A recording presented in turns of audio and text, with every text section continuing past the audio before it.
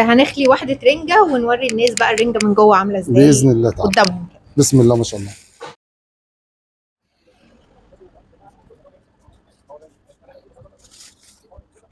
هنشوف مع بعض بقى طريقه خلي الرنجه.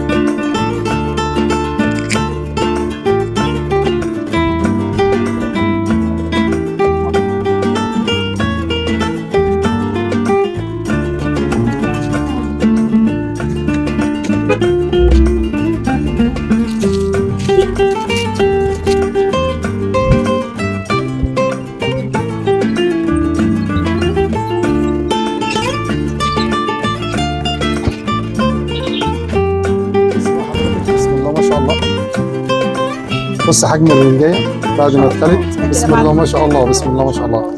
بص بقى الرنجه عشان لسه انتاج من 4 ايام، بسم الله ما شاء الله. بص اللون مش غامقه، لا وبعدين عدمه بدون ملح، بسم الله ما شاء الله. واللي عنده ضغط بقى ياكل ويسرح بقى. صراحه الرنجه اللي بتبقى مالحه ما بتاكلش. لا بسم الله ما شاء الله. بص اللون بتاعها في بقى حضرتك بقى، بص بسم الله ما شاء الله. بالنسبه بقى لمحبين الرنجه، بسم الله ما شاء الله.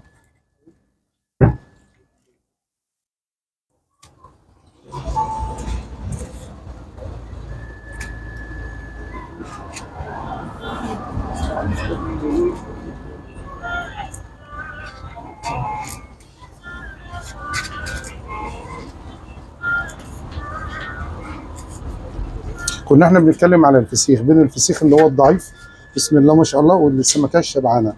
بص الرنجايه بقى، اتفضل كده يا استاذ امجد. بص الحجم، بص اللون، بص السمك بتاع السمكيه. بس نقول بسم الله كده. بص عليها الرنجه دي اصلا اغلبيتها كلها تصدير. بسم الله ما شاء الله، دي كلها امهات. بص عليها حجمها حلو وكمان لحمها فاتح. بص حضرتك اوري حضرتك بقى حاجه، بسم الله ما شاء الله. بص البطروخ بتاعها بسم الله ما شاء الله ما شاء الله. اللون الوردي الجميل، بسم الله ما شاء الله. ده بقى البطروخ بسم الله ما شاء الله مرمل. بسم الله ما شاء الله، مش نشو. بسم الله ما شاء الله. ليه بقى؟ عشان الرنجه دي لسه فريش، بسم الله ما شاء الله. حتى حضرتك لما تيجي تاكلي منها نقول لحضرتك اتفضلي ودي بقى. اهي استاذ امجد بسم الله. فين الملح بتاعها؟